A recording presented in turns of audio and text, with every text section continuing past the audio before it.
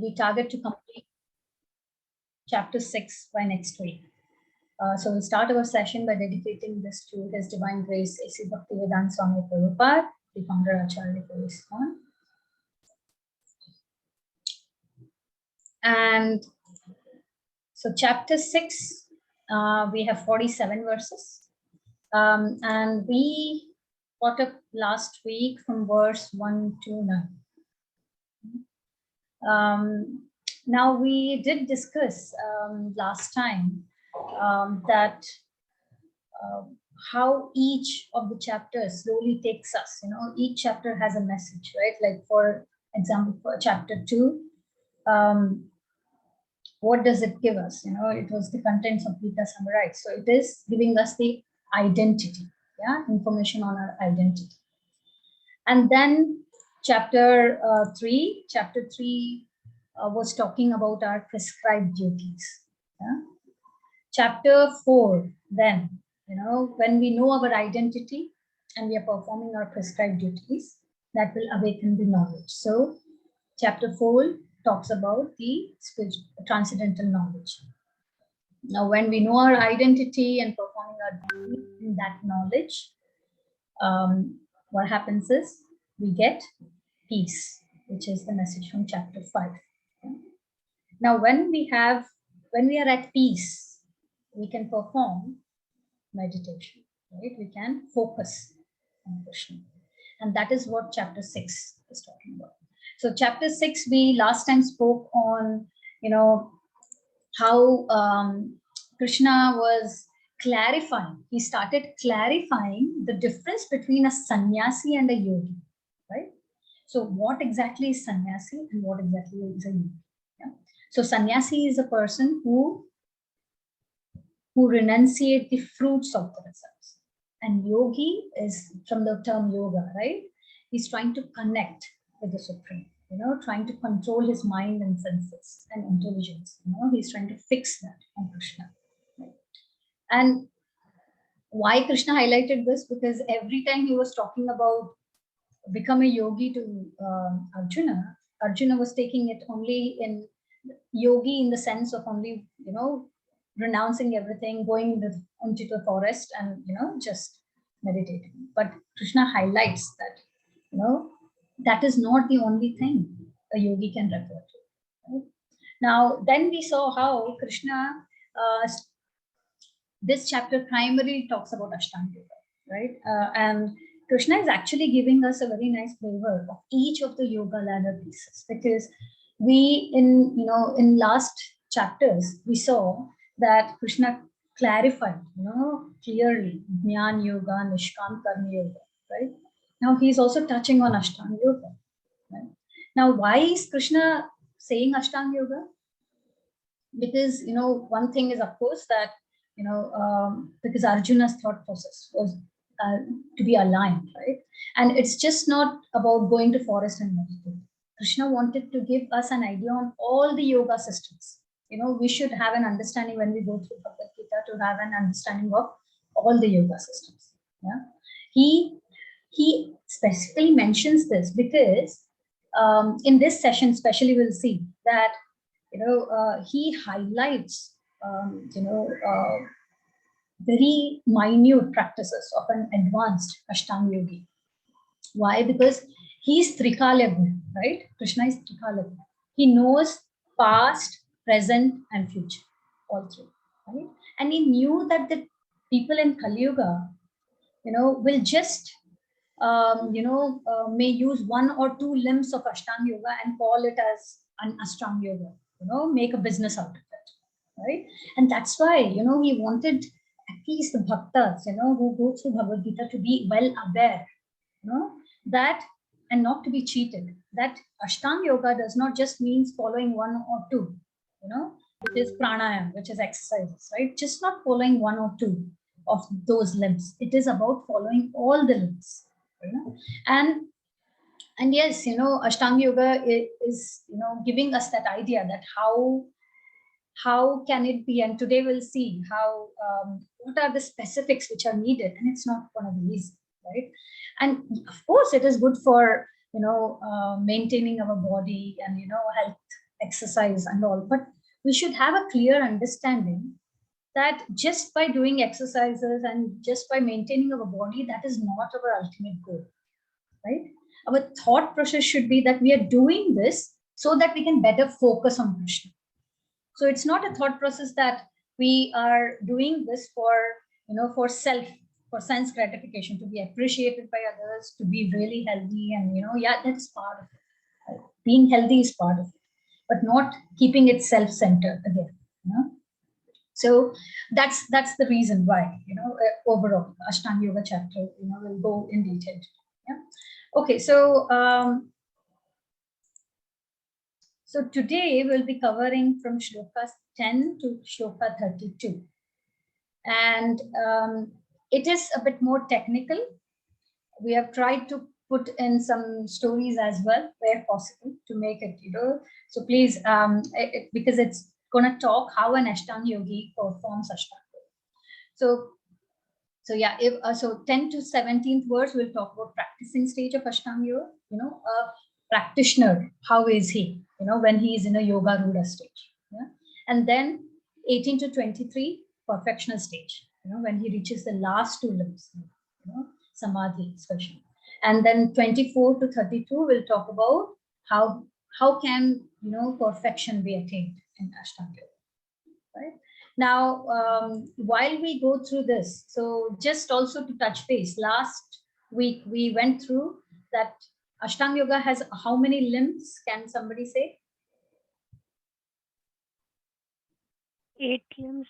8 limbs, yes. And we also studied 4. It is the initial 4 are yoga ruruksha stage, right? Beginner.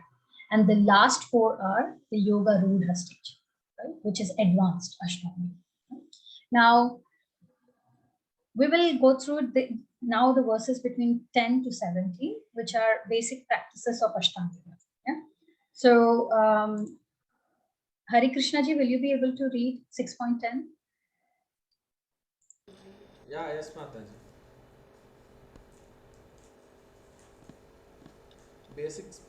Basic practices of Ashtanga Yoga.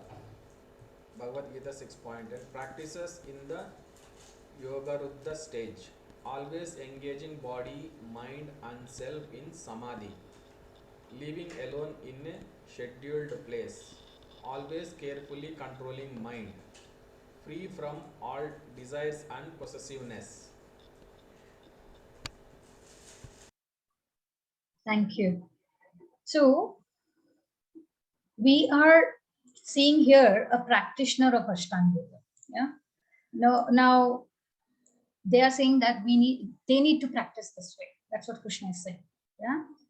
It's like they have to always engage their mind, body, and self, into samadhi, right? And samadhi means, to completely engage your mind, senses into focusing Krishna, nothing else. Yeah, that is samadhi state. Yeah?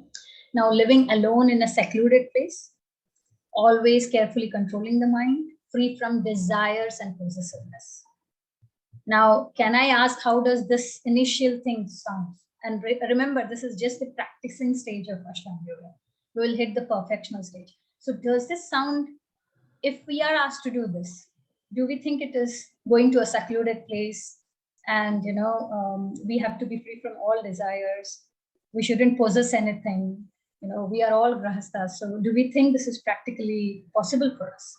All right. And that's why we have to always remember, the rationale, Ashtanga Yoga was practiced in specific yuga. Which yuga was it? It was preferred to practice in which yuga? Satyuga. Okay, because there were several characteristics of Satyuga which we don't have now. They had higher level of intelligence, they had better control of their mind. They lived for thousands of years, right?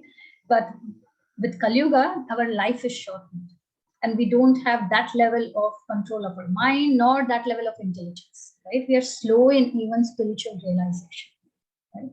So similarly, when we see this, yes, we as bhakti yogis, right, similar to us, that while we perform chanting, how we can correlate this is we also need to have a right environment, right? So we need to we chant it. Why we say morning time is the best time, the Brahma Bhuta switch for chanting, because that's the time where you yourself realize, your mind is in mode of goodness. It wavers less. And we'll see today, there is an example which they have given about lamp, how the lamp wavers with the wind. The mind is always so much agitated. So, but it is good for us to have this understanding, right, of requirements, so that we are not cheated when we go to a yoga center. They talk about, what do they primarily talk about all of all the limbs. They mainly talk about asanas, pranayama, right? So we need to be aware, from this chapter especially, Krishna is making us aware that we should not be cheated, that these are the only two limbs. If you do this, it's Ashtanga Yoga. No. Yeah, because the definition of Ashtanga Yoga in today's world has changed, because it's more of business perspective. Everybody wants peace, happiness, stability, of mind. So that's how the business happens. They sell it. If you want to be stressed, if you want to manage stress, if you want to have a peaceful mind, then that's the advertisement for it, right? So that's why I said this is something which was practiced mainly in Satyuga. Example, Dhruv Maharaj. Yeah, Dhruv Maharaj is a great example. At the age of that young age, he met Narad Muni and he went into the Vrindavan forest. And the secluded place which we are mentioning here, we could have those that time. Now we see every small pinch of land is so populated. Do you think there will be a secluded place for us where we can go, where there is no disturbance? We can easily control our mind. That's difficult to get as well. So the settings are not, around as well. Yeah? So secluded place, sacred place, we still have come across our ancestors, right? Who they used to think that, at certain age, they would like to go for pilgrimage, right? Sacred places like Vrindavan, Haridwar, Rishikesh, all these. Why? So that they could practice better. They could focus on Krishna better, right? They get that awakening, right? But now we see, it's a different setup altogether, right? We cannot get the same. And from 11th to 14th verses, we, again, it is a basic practice of Ashtanga. They have to sit firmly in a clean, sacred place. It is mentioned, we can, when you read the translation of the shlokas, it's mentioned that they have to have a, kusha grass. On top of that, there should be a deer skin. And on the deer skin, there should be a cloth. Yeah. And we have to make sure that, the Ashtanga yogis, they don't have to sit too high, too low. They have to sit in the right level.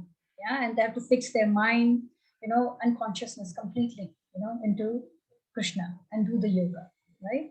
So that's why when we see this in the purport, Prabhupada has very beautifully mentioned that it's clarified, clear that it is not possible for children. And there is a Brahan Naradiya Puran, whose reference is quoted in the purport of this 11 to 14 shloka, that states, the characteristics of Kali Yuga people, that they are short-lived. Like I said, they are slow in self-realization, God realization. They are always disturbed. Their mind is always agitated, right? So chanting of the holy name is the only means for realization. It's the most easiest means compared to what we see in people, what they did in Dwapar Yuga, Treta Yuga, Satyuga. Out of these all, it's the easiest means for us, but still we find it so difficult, right? There's a shloka in this Brahan Naradiya Purana that Harer Nama, Harer Nama, Harer Nama Iva Keval. Kalau nasti, eva nasti, eva nasti, eva gatir anyata. Means in this age of quarrel and hypocrisy, the only means for delivering is chanting the holy name of the Lord. Eva nasti, how many times they have, it's mentioned. What does that mean is that there is no other way. There is no other way. There is just no other way to go back to Krishna. Chanting of the name holy name is the only means. Yeah. So we So that should be, we should know that, right? While we are going through the chapter, we should remember. And of course, we don't have the capacity to do it. So it's easy for us to remind that this is not practically possible for us. Yeah. Now, further continuing the same basic practices, the 11th to 14th shloka also, mentions that you have to keep your body erect. The posture is very important on Ashtanga Yoga as well. There is a particular posture where the head and neck, they have to be straight. You have to be motionless. And you have to focus on the tip of your nose. Now, why focus at one point? Because it is done basically to control our agitated mind. Our mind moves here and there. So this is, if you have one focus point, it helps us to bring it back again and again and reduce its agitation. So it is like to pacify the mind. But we have to remember, when we focus on one particular point, it is to pacify the mind, but not to purify the mind. Yeah, it will not purify, right? So it will pacify, it will calm down your mind, it will allow you to focus. It's similar to, we hear quite a lot of people who say we focus on the light, on the effulgence, right? We are trying to focus on that when we meditate. It's similar to that. Yeah. So, and the next requirement is, Krishna says, meditate on my form. Mat chitta. Withdraw the mind from sense objects, being fearless, with vow of celibacy. Make me the ultimate goal of life. Now, one thing here is very important. Two things, actually. One is that, Krishna is highlighting for the basic practitioner of Ashtanga Yoga, celibacy is the need. Now, in today's world, when we go to these yoga centers, do we see, the first two limbs of yoga being followed? Yama and Niyam. The do's and the don'ts. They don't. They directly jump to asana and pranayama, right? So they don't think this is important. Similarly, here, Krishna has clearly given us, what exactly is Ashtanga Yoga. You have to, and Ashtanga Yogi has to practice celibacy. Okay. So if they're not practicing celibacy, then they cannot be called as Ashtanga Yogis. Yeah.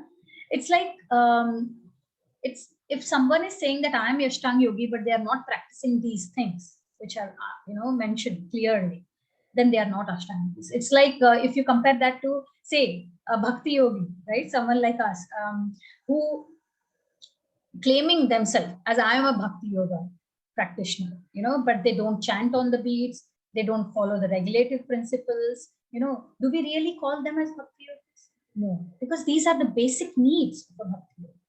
So similarly, an Ashtanga Yogi has certain criteria to be fulfilled. Only then you can say that they are good. And actually, only when they fulfill all these, they will be able to purify themselves. What happens in today's world, because they jump, right? Because of, they jump into the ladder, they try to.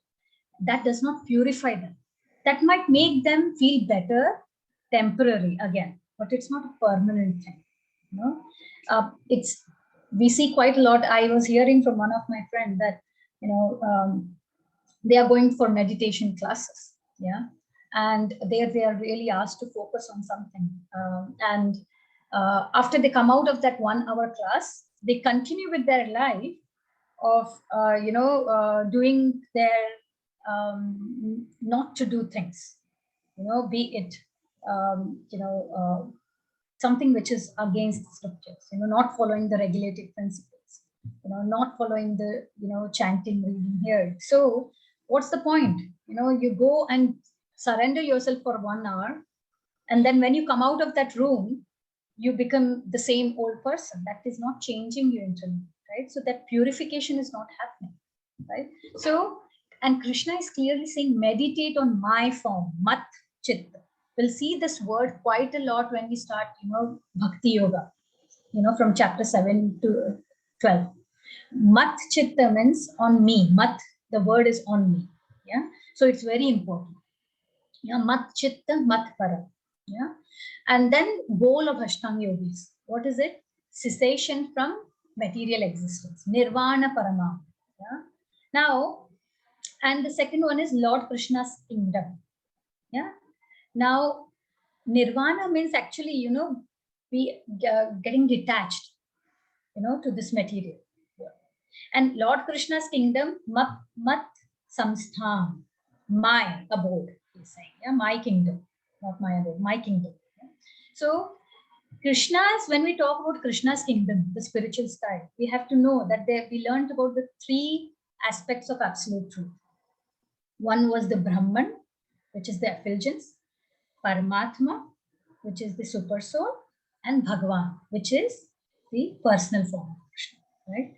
So these are all in the spiritual sky. So when Krishna is talking Mat Samstham, it is the whole kingdom, spiritual sky. Yeah? Even though within the spiritual sky, of course, we will. This is more in Bhagavatam. It is clearly mentioned where the destination of each of this. So the people who are into the Brahman, yeah, their destination is the spiritual sky. Yeah, Paramatma, people who focus on Paramatma, their destination is Vaikuntha. There are several planets in Vaikuntha. And for whose focus is Bhagavan, the destination is Golok. Yeah. So there are different aspects. But for here, we need to understand that, Krishna is assuring even the Ashtanga yogis, if they follow all, the limbs, gradually, then they will reach back to Krishna's kingdom. Yeah. So moving, this is from Purport. It will make us really give a good insight. So Kavyaji, will you be able to read this? Yes, Mataji. The goal of life is to know Krishna, who is situated within the heart of every living being as Paramatma, the four-handed Vishnu form. The yoga process is practiced in order to discover and see this localized form of Vishnu and not for any other purpose. The localized Vishnu Murti is the plenary representation of Krishna dwelling within one's heart. One who has no program to realize this Vishnu Murti is uselessly engaged in mock yoga practice and is certainly wasting his time. To realize this Vishnu Murti within the heart, one has to observe complete abstinence from sex life. Therefore, one has to leave home and live alone in a secluded place, remaining seated as mentioned above. One who follows the rules and regulations of married life, having a sexual relationship only with his wife, and that also under regulation, is called a brahmachari. Such a restrained householder brahmachari may be accepted in the bhakti school, but the jnana and dhyan school do not even admit householder brahmacharis. In the bhakti school, a householder brahmachari is allowed controlled sex life because the cult of bhakti yoga is so powerful that one automatically loses sexual attraction being engaged in the superior service of the Lord. Bhagavad Gita 6.13 to 14. Hare Krishna. Thank you. So it's very beautifully mentioned by Prabhupada that, first of all, that the Paramatma is expansion of Krishna, right? We need to have this clarity with us. Yeah? And it is clearly, and that's what I said, all these three all the three aspects of this absolute truth, Brahman, Paramatma, and Bhagavan, it is clearly explained in Bhagavatam. So here, one thing we need to see that how for the path of Jnana Yogis and Ashtanga Yogis or Dhyana Yogis, it's clearly mentioned celibacy is a need. Whereas for Bhakti, yeah, the householders, even the person who is within, we are allowed a bit of freedom, right, compared to others, because we are in that grahastha life, yeah, and we have to that's why our responsibility is to dovetail that freedom, make our family into Krishna consciousness, yeah, not take that freedom otherwise, yeah. So because in bhakti yoga we learned that, right, param drishtva nivartate, that shloka in second chapter, that we develop gradually. It's not that leaving, controlling only the senses forcibly. It's about gradually. You will see as we are going closer with our sadhana to Krishna, we feel the detachment. It becomes a gradual process, and because we develop that higher taste, it's something that we are not missing. We don't miss, because we are not abruptly cutting it down, right, in bhakti process. So that's important for us to understand that, gradual thing and development into that, it makes us, our mind controlled, to do things. We do it because we feel it, right? We are driven, we are dovetailed. Yeah? And then one more thing from the purport, Ramaprabha Mataji, will you be able to? Yes, Mataji. The ultimate goal in practice. The ultimate goal in practicing yoga is now clearly explained. Yoga practice is not meant for attaining any kind of material facility. It is to enable the cessation of all material existence. One who seeks an improvement in health or aspires after material perfection is no yogi according to Bhagavad Gita. A, a consummate yogi who is perfect in understanding Lord Krishna as is clearly stated herein by the Lord himself. Matchitta, Matpara, Matsthanam can attain real peace and can ultimately reach his supreme abode. Krishna Loka, known as Goloka Vrindavana. No one can reach the spiritual sky Vaikuntha or enter into the Lord's eternal abode Goloka Vrindavana without the proper understanding of Krishna and his and his and his plenary expansion, Vishnu. The kingdom of God is everywhere, but the spiritual sky and the planets thereof are called Paramdhama or superior abodes. Bhagavad Gita 6.15 perfect. Yeah, I think again that mat chitta, mat para, mat sthana. When we say mat, it is Krishna is highlighting that. And Prabhupada has described that Ashtanga Yoga is not, you have to not do it for any material facility or for health purpose. But a serious practitioner of Ashtanga Yoga can also achieve Krishna. It is very important for us to understand. Yeah, and a person. Why we say a person working in Krishna consciousness is a perfect yogi, because his mind is always absorbed in Krishna activities, right? Savai manaha Krishna padara vindo. Yeah, in Vedas of I think it's Shvetashvar Upanishad, that we learn that tam eva viditpati mrityum eti. One can overcome the path of birth and death only by understanding Krishna. Yeah. So, in other words, perfection of yoga system is attained by freedom from material attachments, and not some just going into sessions and something magic happening and doing gymnastics in the form of asanas, and that is fooling people, and that's what is happening now, right? So we as bhakti yoga practitioners, we have to have that clear understanding now that we are studying the Bhagavad Gita. Okay, now this was the shloka we gave this time. And I think all of you have sent me on the call have sent me the recording. So 16th and 17th shloka, it's very important for us as well, or even though, it's about regulating the habits.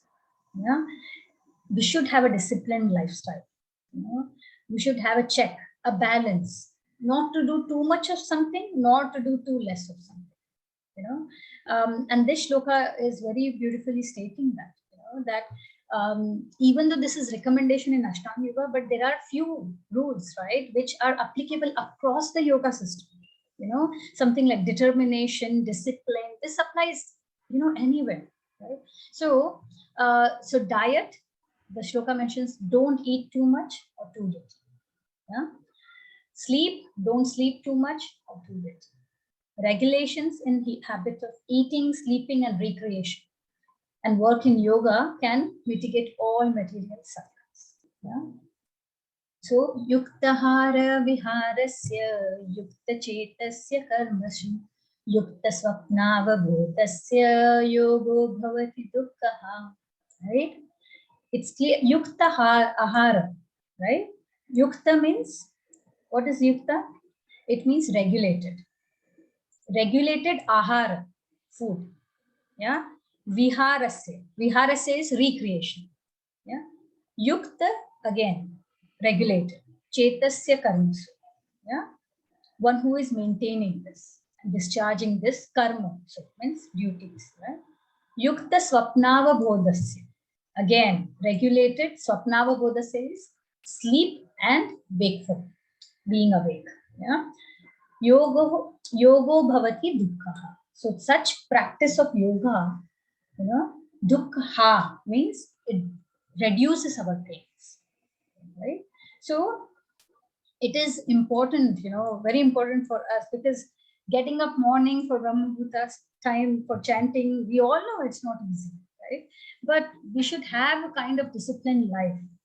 Even at work, even at personal life, you see, discipline is the key, right? It is the key, right? If we do too much of something, even it is when it comes to our professional work, if we do too much of that, you see that there is an imbalance, right? It can result several things, with family or with your own health, right?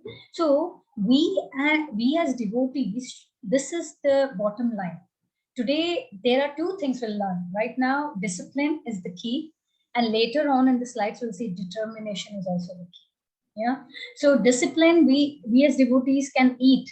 We can also eat, sleep. It's not that devotees' life is like you have to restrict it, with these, but in a controlled manner. Yeah.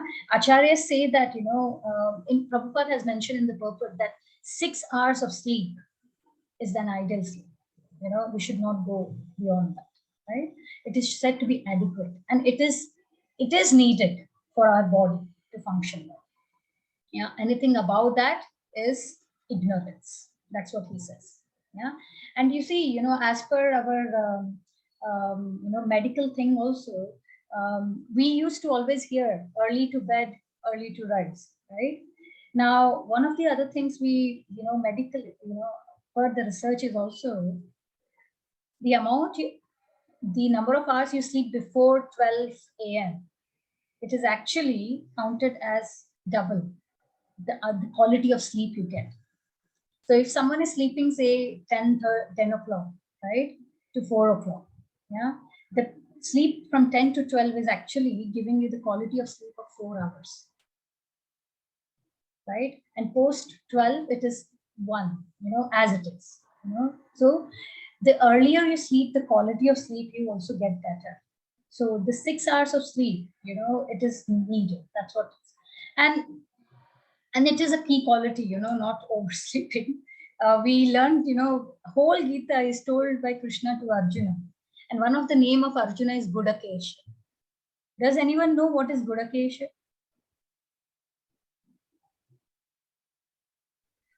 He won the sleep massage. One, sorry. Like he can stay without sleeping. Yes. Like that. Yeah. So he has conquered the sleep. Someone who has conquered the sleep. So, and here the other thing is eating, right? So as devotees, how can we control our senses? Again, sense control is something which is applicable across the yoga system, right?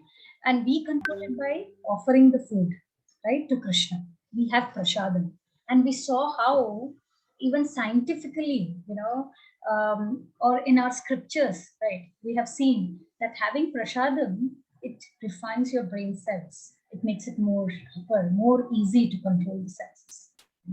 So prasadam has immense power in it, right? And eating regulated, following the 4 regulated principle, no meat eating, right? So we as devotees control even, eat anything, that's the best thing about bhakti yoga, right? You can eat anything, just offer it to Krishna. You can have pizza, sandwich, pasta, anything, right? But offer it to Krishna, have the prasadam. And then recreation. Now, recreation, yeah, each one of us have different kind of recreation, which can keep us up, right? Now, for devotees, we have to channelize this recreation also where possible to Krishna. For example, book distribution, right? Or prasad distribution, or maybe dancing during the kirtan in the temple, right? Regulating, right? Working in our job, but regulating the time such that we can give enough for our spiritual end as well. So the recreation wise, you can read something, right, which can gives you that relaxation also. But we have seen that I used to find you might have come across also people spending on a newspaper at least 3 to 4 hours in a day, right? We have to channelize. It's not that knowing the news is not the right thing. No, you should know, right? We have to be aware what's happening in the world, but we have to channelize the amount of time we are putting into these stuff, right? That's why it's important is we have to keep all these regulated. That's the main thing. 3 times in this shloka they have mentioned yukta. Krishna has mentioned, right? So he's stressing so much on having a regulated lifestyle, right? Okay, so moving further then, I think we have spoken enough on the current yoga institutes as what they sell. Yeah, it's like body, focus is body, whereas actually a yoga process is focused on soul, right? There is a huge difference here, the way it is sold now versus what Krishna is explaining throughout, right? So now we know how to differentiate, right? That's important. That's what this chapter gives us. Okay, so now we are coming to the perfectional stage, which is 18 to 19. This shloka talks about a perfection practitioner of Ashtanga Yoga, right? So he disciplines his mental activities, situated in transcendence, devoid of all material desires, and the example of lamp, which I was talking about, right? As a lamp in a windless place does not waver. So the transcendentalist whose mind is controlled remains always steady in the meditation on the transcendent self. Huh? So transcendence is what? Realizing himself, right? Now, this is how our mind is, right? And we see in the purport here, example of Ambarish Maharaj. He's a great example for us to learn from. He was a king, at that time. And if we think we are more busy than a king was at that time, yeah, we can't say much, right? Our life is much, even though the way we perceive a king is like, oh, he had all the material opulence, he had so many people to help him. But at the bottom line, the amount of responsibilities a king has in his day to day, especially kings at, our scriptures highlight, right? In Satyuga, in Treta Yuga, they did not, their kingdom, their people, were there, their subjects were there treated as their own children, right? So it's not so easy if we have just one, we are not able to manage 1 or 2 children today, right? A king had to manage the whole kingdom, right?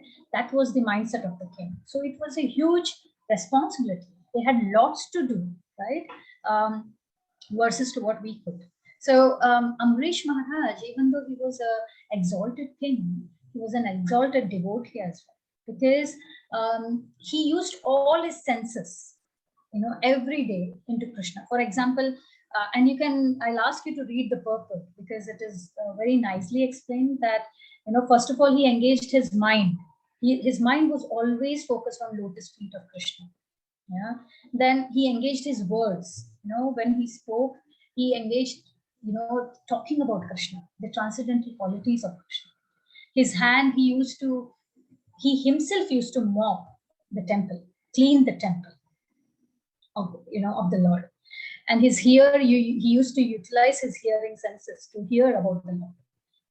his body touching and the devotees, right? The lotus feet of the devotees. His smelling, he used to smell, the lotus flowers of Krishna. And his tongue, of course, he used to have only the prasadam and the tulsi leaves, right, of Krishna, offered to the lotus feet of Krishna. So, we can also engage our senses, similarly, but when you pass your temple in the house, the house deity is called as the most, dayalu, right? Most merciful, right? The deities we have at home. So when we, move around in the house, we have to try to pay how much our obeisances we can to our deities, right? As simple as doing darshana whenever we can, because that makes our mind keep engaged, thinking about Krishna, right? So with that, the other things is for realization and perfection. Perfection stage is samadhi, right, where mind, intelligence, senses, everything is focused on Krishna. Yeah. Fix and control the mind, and do yoga for purification of consciousness. Consciousness is completely restrained. Again, one can see super soul by pure mind when satisfied. Yeah, one is situated in transcendental happiness. Whenever one never departs from the truth of one's spiritual nature. Yeah, having obtained this, he thinks there is no greater gain than having this, spiritual endeavor. Yeah, they are never shaken even in the midst of difficulty. Now, it's important for us to understand our original position is like Krishna, we're soul, right? Our original position is Sachitananda Vibhu, Sachitananda as well. We as a soul also at our original constitutional position, we are at transcendental happiness. We experience that, right? It's our spiritual nature. We have to understand that. Right? That we are qualitatively, we are one with Krishna. It's like a drop of water in the ocean. Ocean water, if even you take the drop of water, even that would be having the same qualities as the ocean water, right? It will be salty in nature. It will be composed the same. Whereas, we at the same time, we have to know that quantitatively we are different. The drop of water quantitatively is different to the whole ocean. Same is with Krishna and us, right? Qualitatively, we are all the same. We have experienced that transcendental happiness.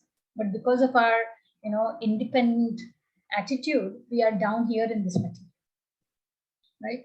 So, and once we achieve Krishna's kingdom, we'll see that boundless happiness, that experience. Yeah, we will not be shaken by it. So, moving further, now this is the last section for today, which is attaining the perfection, right, in Ashtanga Yoga.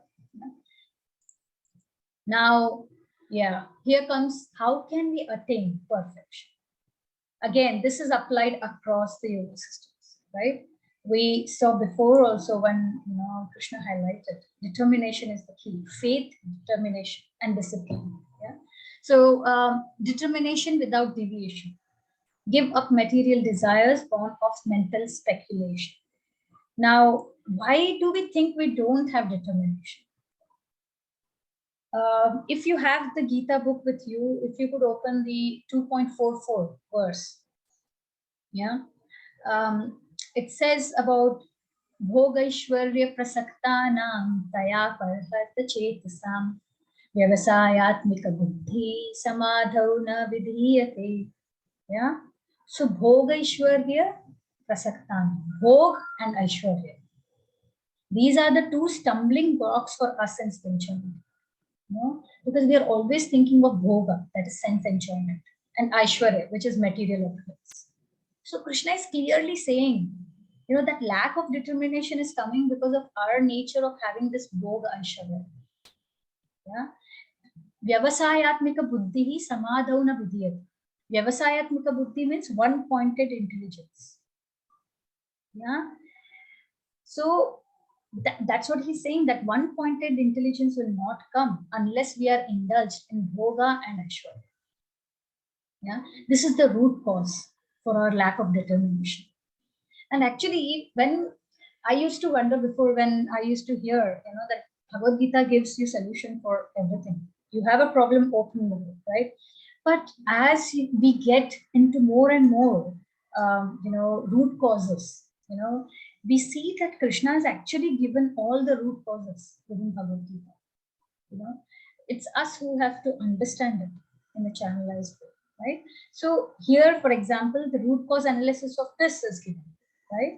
So Bhagavad Gita also states in 18th chapter, Krishna is very,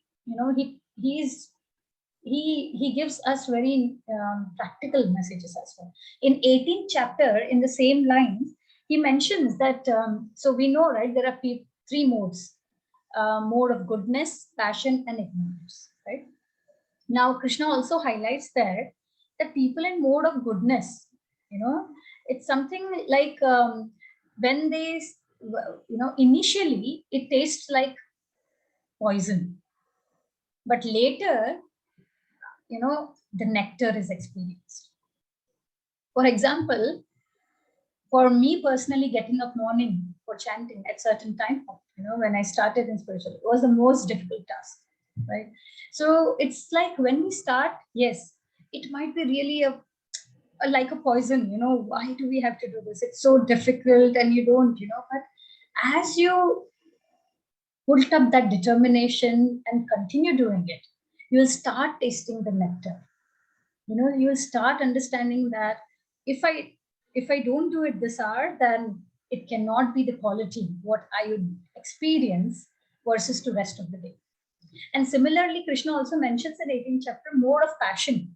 It's nectar in the beginning, but towards the end, it is poisons. So any habit which we put, you might experience that temporary material habit. I mean, you can experience that temporary happiness in the start. Wow, this is amazing. But in due course, you'll see it turns poisonous. As simple as, nowadays kids watching, or us being so addicted with mobile, right? We cannot imagine a day you wake up and for half of the day you don't have your mobile next to you. It's so difficult, right, to imagine that. So in the beginning, when we are so addicted, there are few people who are so addicted. In the beginning, you get that taste, you feel it, it's so nectaring. But in due course, you see that it's actually hampering. It's poisonous for yourself, for your maybe health, for your mind. For your mind is so agitated, you are not able to give even time to maybe your family, your own family, at times. So it's so each of these modes, when that's why the mode of goodness initially, spiritual endeavor might be really tough. It might taste like poison, but if we continue that with this determination, we will experience the nectar. Yeah.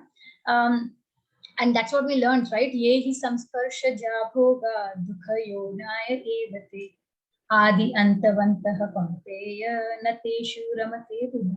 So this, an intelligent person, Krishna says 5.22, that he does not take part in the source of misery, yeah, which are in contact with material senses. So intelligent person is someone who knows that, they know that this has an end, this is temporary. Yeah. So the other thing here is, again, controlling senses with help of mind. In final stage, become situated in trance by means of intelligence sustained by full conviction, right? And thus the mind should be fixed on super soul alone, nothing else, right? And the point before that is controlling senses. Even how can we control senses? Krishna has also given the solution on that, 2.66, right? We learned also from 2.61, I think, where it all starts from contemplation. So contemplation on something eventually makes us fall down, right? So we have to try our best to contemplate. We can control our mind in the start only, as much as early stage we are at, because the more we contemplate, we'll keep thinking on that. The lust increases to get that. When we don't get it, we get anger. But if we get it, then it develops our greed. And that anger makes us, to do wrong decision, and we fall down, right? So contemplation is the key. It's like you're riding a horse, right? We gave that example also. Initially, when the horse is in slow speed, you can control, but once it starts taking the pace, it is difficult. And mind is that.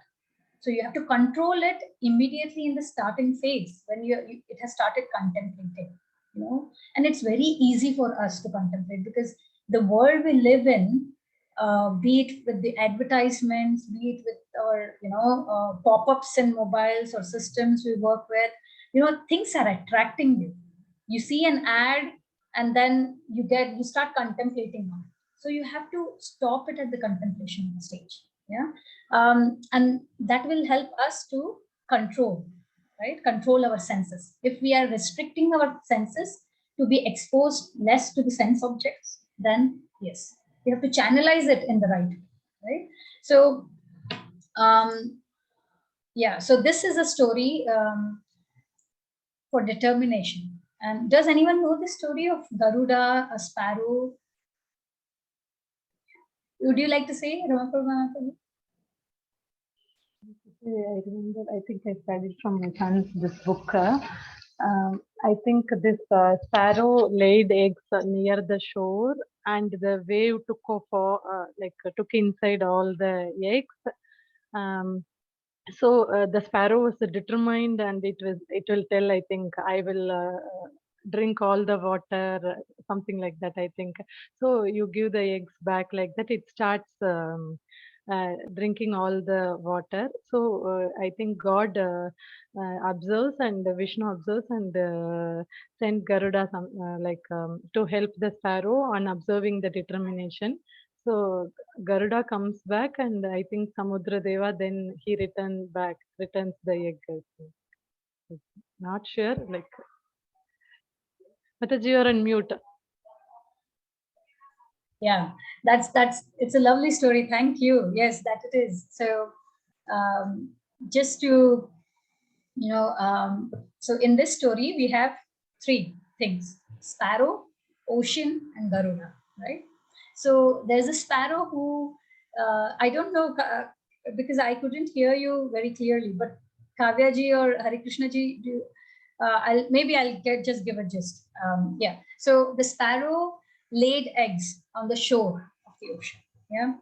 Now, in some time when it flew and it wanted to, when it came back, the ocean had taken away the eggs. The waves, they came in and they took away the eggs.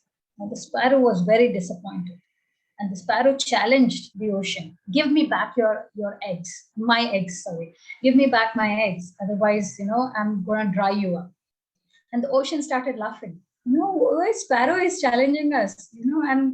And they didn't take the sparrow seriously, of course. And then the sparrow started, pulling the water, taking the water drops in its beak and started to put it, a little bit far away from the shore. But when the waves were coming really heavy, they could take out that also. So the efforts of sparrow was actually, trying. The sparrow was trying to do the best.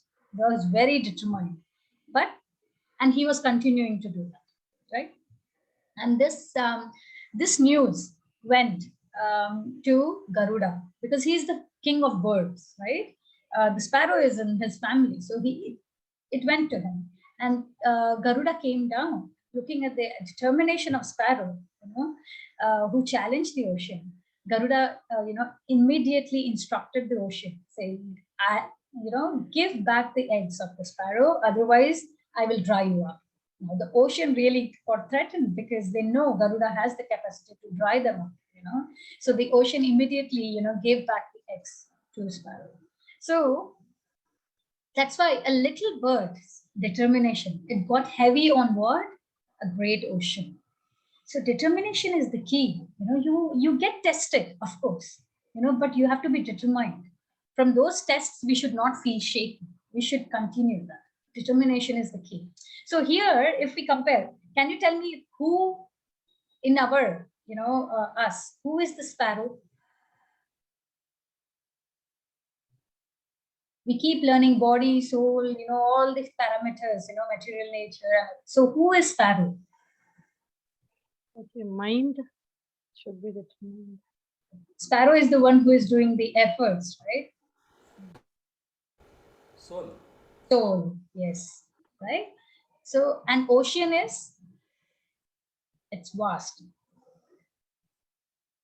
and it's agitated. It's all Mind. yes. Mind, yes. And Garuda is Krishna, Krish. right? So if we are determined, right, on our goal, then we can, with the help, with the mercy of Krishna, we can control the mind. That's the thing. But the main thing is, because can the sparrow really dry up the ocean? Can you tell me? Do we think? No. No. Right? For ages together, no. But the determination convinces Krishna, right, in the right path.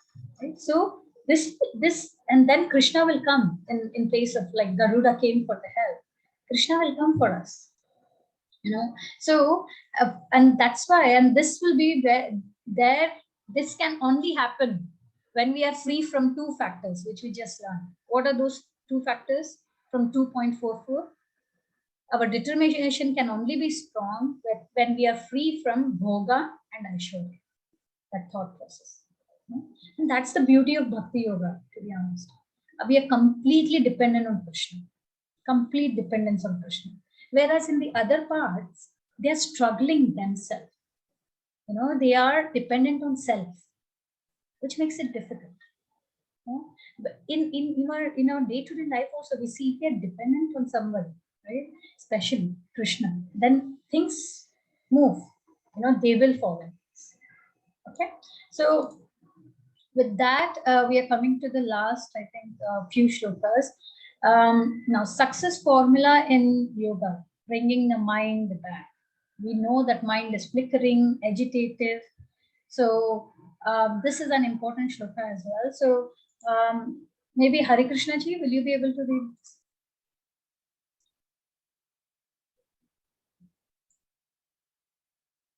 Yeah, yes, Mataji. One second.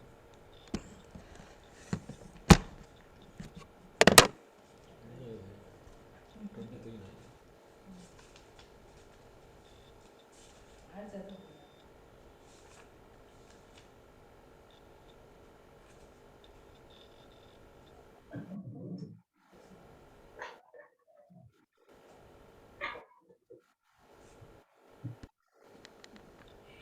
I think this is 28th sloka or 23 one.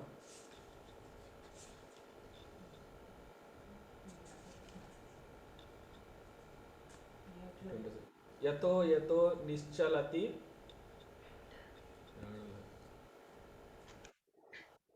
यतो यतो निश्चलति मनश्चञ्चलमस्थिरं ततस्ततो नियमैतदात्मन्येव वशं नयेत्. From wherever the mind wanders due to its flickering and unsteady nature, one must certainly withdraw it and bring it back under the control of the self.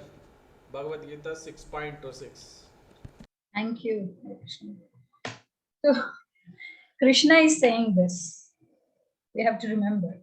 Yato yato nischalati. Nischalati means agitated, right? Yato yato means whenever, wherever, right? Manas chanchalam asthiram. It's asthira. Sthira means steady. Asthira is unsteady, right? Manas chanchalam. We know mind is very, flickering. That's the word for chanchalam. Tatastato niyamita. Yeah. So there, niyama. Again, niyama is coming. Regulation. Yeah. Yukta, niyama. Today's session, I think it talks more on this, right? How regulating is important. That's why this chapter is important for us. Yeah. So then next, Atmani eva vasham. Vasham means control. Right?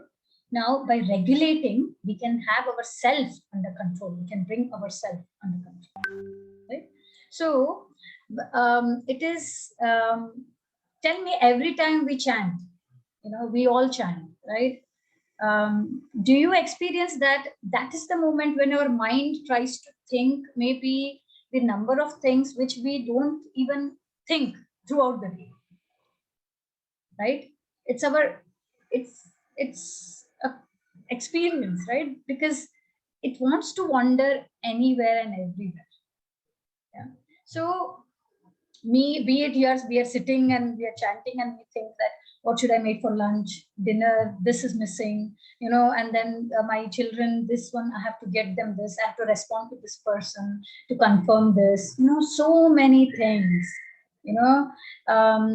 and we'll learn next week. The whole session will be on mind control. Sixth chapter ends with, like we have been knowing in the beginning, that Arjuna says, after knowing all these Ashtanga Yoga thing, in the end he says, this is difficult, and controlling mind is so difficult, and it's our nature of mind.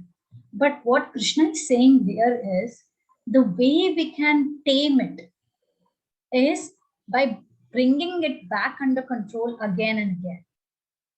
Yes, it is natural that it will wander, but as soon as you realize it's wandering, bring it back. And the more you bring it back and focus on Krishna, you will see that the agitation amount is going down. The key is to bring back the mind and to focus on Krishna again. So if we think that no, it shouldn't wander anywhere, I can do it, it is impractical, right? We are not there yet where we can say that my mind is under my control. No, but because that's the nature of the mind. It's like I was hearing a lecture, somewhere at that mind is like or I think our scriptures. Yeah, one of the lectures was saying mind is like a drunken monkey, and we know already it's like a monkey, right? They say first it's like a monkey. It jumps from here to there all the time. But imagine this monkey is drunk. Then we can imagine this case, how bad it is. And on top of it, if it is bitten by a scorpion, so that is the state of our mind always, that level of agitation, right? So it is difficult, and our mind, I think the research says, gets at least 60 to 70,000 of thoughts every day. That's what the research says. So it's so active, right? So, but the way we can bring it under control is getting it back again and again. Do it again and again, and then you will see that we get more alert, right? We get more better at it. Yeah? And then I think, yes, Brahma Bhuta platform and Brahma Samsparsha platform. So 2.7 and 2.8, the yogi whose mind is peaceful by being fixed on me attains transcendental happiness. He is devoid of passion, free from sin, and realizes his qualitative identity with the Supreme. Right? The word mind is peaceful, prashanta. Right? We know shanta means peace. Now, prashanta is level up, extremely peaceful. Yeah. And transcendental happiness, the shloka says sukham uttamam. Uttamam is the top, right? The straight. Right? We get that topmost happiness, yeah, transcendental happiness. And Brahma Samsparsha platform is realizing the Paramatma. Yeah, so these are two platforms, right? Where you realize that the self, which is ourself, has a soul, and next level is realizing the Paramatma. Yeah, thus by constant practice, the self-control yogi becomes free from all material contamination and achieves the highest stage of perfect happiness in transcendental loving service to the Lord. Brahma Samsparsha. Yeah? He's called Jivan Mukta, liberated even in this life. Right? Self-realization is what? We learned this. It means we are aware of our constitutional position. Right? That we are soul, Krishna is super soul, and our, Jivera Swarupa Hoy, Krishna we are eternal servants of Krishna. Yeah? And our duty is to perform that transcendental service to Krishna. When we talk about Brahma Samsparsha here, it is, Samsparsha means coming in contact. What does that mean? Not physical contact, right? This transcendental contact by rendering transcendental service. That is what is the contact. Yeah. So moving further, yeah. Now this shows the vision of a perfect yogi. Vision of a perfect yogi is he sees Paramatma or Krishna everywhere. We learned this in 5th chapter as well, right? So observes me in all being. So now I think, let me read this and maybe I'll go through the 3 Purusha avatars. So Krishna says, observes me in all beings.